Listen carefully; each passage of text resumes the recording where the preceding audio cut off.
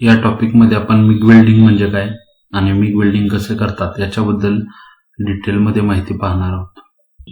तर MiG welding म्हणजे काय हे माहिती घेण्या अगोदर मिग वेल्डिंगची विविध प्रकारची नावे आपल्याला माहिती पाहिजेत. तर मेटल इनर्ट गॅस वेल्डिंग, त्याचबरोबर मिग वेल्डिंगचे अजून एक नाव आहे मॅग वेल्डिंग म्हणजेच मेटल ऍक्टिव्ह गॅस वेल्डिंग. आता मिग आणि मॅग या दोन्हीमध्ये फरक काय आहे, तर ज्यावेळी आपण इनर्ट गॅसेस म्हणजेच ऑर्गॉन आणि हेलियम शिल्डिंग करता वापरतो त्यावेळी त्याला मिग वेल्डिंग असे म्हणतात. आणि जर आपण CO2 गॅस वापरला तर त्याला मॅग असे म्हणतात, कारण CO2 हा ऍक्टिव्ह गॅस आहे. तर शिल्डिंग म्हणजे काय, तर वेल्डिंगच्या सुरक्षेकरता आपण गॅसेस वापरतो. मिग वेल्डिंगची दोन नावे आहेत, मिग वेल्डिंग आणि मॅग वेल्डिंग. त्याचबरोबर मिग वेल्डिंगला GMAW असेही म्हणतात, म्हणजेच गॅस मेटल आर्क वेल्डिंग. त्याचबरोबर त्याचं आणखी एक नाव आहे ते म्हणजे CO2 वेल्डिंग. आता मिग वेल्डिंग म्हणजे नक्की काय, तर मिग वेल्डिंग काय असतं ते आपण पाहूया. तर मिग वेल्डिंग मध्ये एक वायर स्पूल असतो. तो वायर स्पूल काय केला जातो, तर मोटरच्या साह्यानं आणि वायर फीडर युनिटच्या साह्यानं फिरवला जातो आणि त्यातील जी धातूची तार आहे ती काय केली जाते, तर अशी ही पुढे सरकवली जाते. तर कुठपर्यंत सरकवली जाते, तर वेल्डिंग गनच्या टोकापर्यंत सरकवली जाते. आणि या वायरला एक पोल देतात मशीनचा आणि दुसरा पोल देतात जॉबला. आणि ज्यावेळी ही वायर जॉबला टच करते त्यावेळी आर्क तयार होते आणि आर्कच्या साह्याने ही धातूची तार आणि जॉब दोन्ही वितळून काय होतं, तर वेल्डिंग होतं. त्यानंतर पाहूया मिग वेल्डिंगचं तत्व काय आहे. तर मिग वेल्डिंग ही आर्क वेल्डिंगची प्रक्रिया आहे, ज्यामध्ये एकसारखा एका गतीने सरकणारा बेअर इलेक्ट्रोड म्हणजे वायर आणि जॉब यांच्यामध्ये काय केली जाते, इथं आर्क तयार केली जातो. आणि या आर्कच्या साह्याने काय केलं जातं, ही धातूची तार आणि जॉब दोन्ही वितळली जाते आणि एकत्र वेल्डिंग केलं जातं.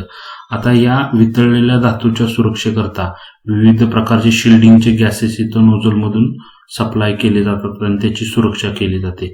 तर हे गॅसेस कोणते आहेत, तर ऑर्गॉन, हेलियम यांसारखे इनर्ट गॅसेस आणि CO2 सारखा ऍक्टिव्ह गॅस. जर इनर्ट गॅसेस ऑर्गॉन आणि हेलियम वापरले तर त्याला म्हणायचं मिग वेल्डिंग, आणि जर CO2 गॅस वापरला तर त्याला म्हणायचं मॅग वेल्डिंग. हे मिग वेल्डिंगचं तत्व आहे.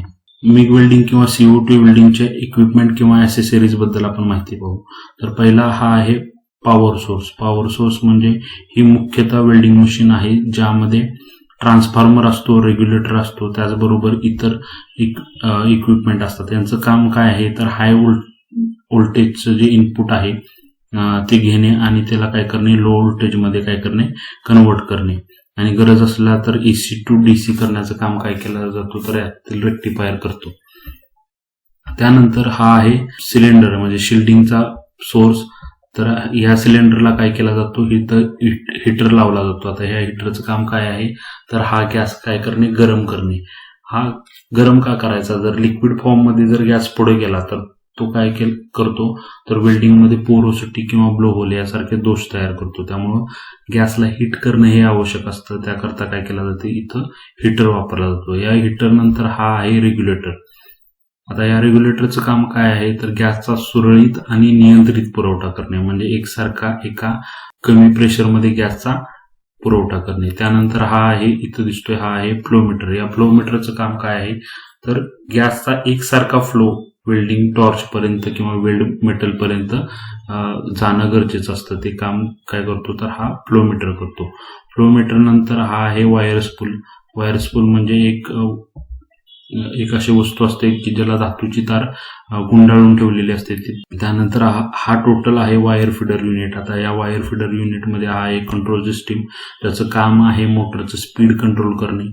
आणि हे आहे वायर फीडर युनिट, त्यामध्ये हे आहेत रोलर. या रोलरचं काम काय आहे, तर ही धातूची तार काय करणे, एकसारखी पुढे ढकलणे.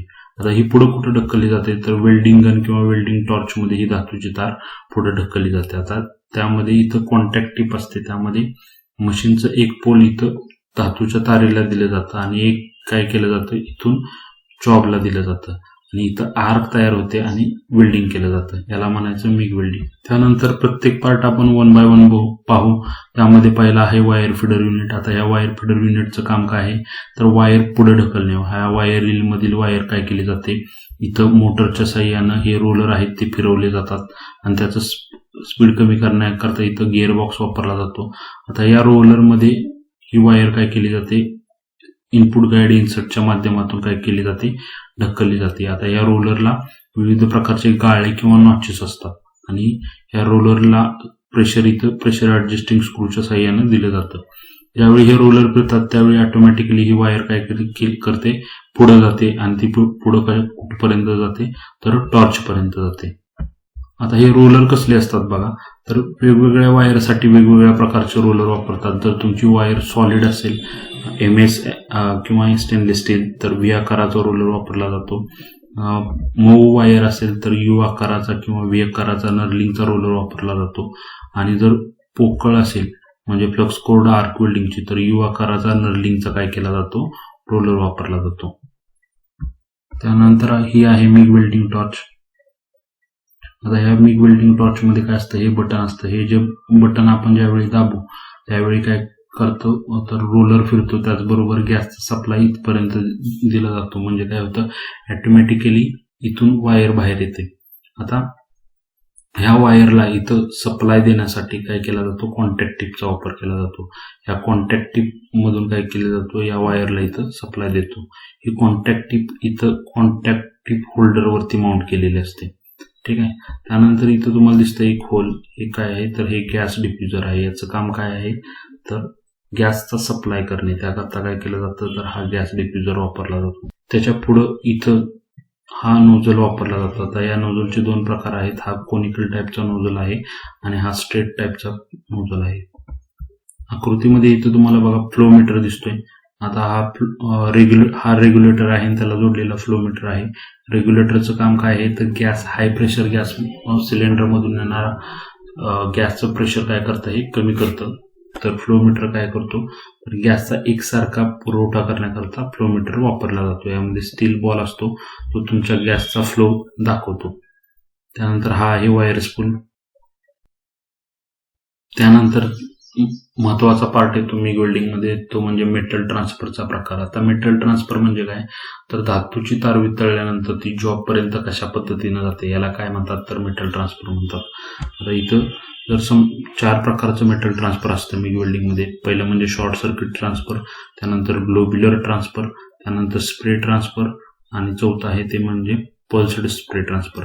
आता शॉर्ट सर्किट ट्रान्सफर काय असतं, तर धातूची तार ज्यावेळी जॉबला चिटकते त्यावेळी शॉर्ट सर्किट होतं. आता हे शॉर्ट सर्किट किती होतं, तर एका सेकंदामध्ये 100 पेक्षा जास्त वेळा होतं. आणि काय होतं, शॉर्ट सर्किटमुळे धातूची तार गरम होते, तापते, वितळते आणि ती काय करते, जॉबला चिटकते. याला म्हणायचं शॉर्ट सर्किट ट्रान्सफर. आता हे किती व्होल्टला होतं, तर 16 ते 22 व्होल्टला होतं. ठीक आहे. आता हे शॉर्ट सर्किटचं दुसरं नाव आहे डीप ट्रान्सफर. आता हे कुठं वापरतात, तर पातळ पत्र्याला वेल्डिंग करण्याकरता किंवा ओव्हरहेड वेल्डिंग करण्याकरता हे काय करतात, शॉर्ट सर्किट ट्रान्सफर वापरतात. त्यानंतर हे आहे ग्लोब्युलर ट्रान्सफर. आता हे ग्लोब्युलर ट्रान्सफर काय असतं, तर ज्यावेळी आपण 22 ते 27 व्होल्ट पर्यंत व्होल्टेज ठेवतो त्यावेळी काय करतो, हवेच्या पोकळीमध्ये आर्क निर्माण होऊन काय होते, तर हे धातूची तार वितळते आणि थेंबाच्या स्वरूपात काय होते, जॉबवरती जाऊन आदळते किंवा वेल्डिंग होते. याला म्हणायचं ग्लोब्युलर ट्रान्सफर. आता हे ग्लोब्युलर ट्रान्सफर शक्यतो वापरत नाहीत, कारण याच्यामध्ये स्पॅटर मोठ्या प्रमाणावरती तयार होतात. त्यामुळे ग्लोब्युलर ट्रान्सफरचा वापर लोक टाळतात. त्यानंतर हे आहे स्प्रे ट्रान्सफर. ज्यावेळी 28 ते 32 व्होल्ट पर्यंत व्होल्टेज आपण पुन्हा वाढवतो त्यावेळी होतं स्प्रे ट्रान्सफर. यामध्ये काय होतात, धातूचे तारेचे लहान लहान तुषार तयार होतात आणि हे काय करतात, जॉबवरती जातात आणि वेल्डिंग होतं. आता हे स्प्रे ट्रान्सफर आणि ग्लोब्युलर ट्रान्सफर मध्ये फरक काय आहे, तर ग्लोब्युलर ट्रान्सफर मध्ये थेंब मोठे असतात, स्प्रे ट्रान्सफर मध्ये लहान लहान थेंब असतात आणि स्प्रे ट्रान्सफर मध्ये मिळणारं जे पेनिट्रेशन आहे वेल्डिंगचं हे खोलवर असतं. त्यानंतर आहे पल्स्ड स्प्रे ट्रान्सफर. यामध्ये काय केलं जातं, तर AC करंटचा वापर केला जातो आणि AC करंटचा वापर करून काय केलं जातं, तर हाय व्होल्टेज आणि लो व्होल्टेजच्या दरम्यान वेल्डिंग केलं जातं. म्हणजे ज्यावेळी पल्स हाय असते त्यावेळी काय होतं, वेल्डिंग होतं आणि लो पल्स असते त्यावेळी काय केलं जातं, फक्त आर्क स्थिर राहते पण वेल्डिंग होत नाही.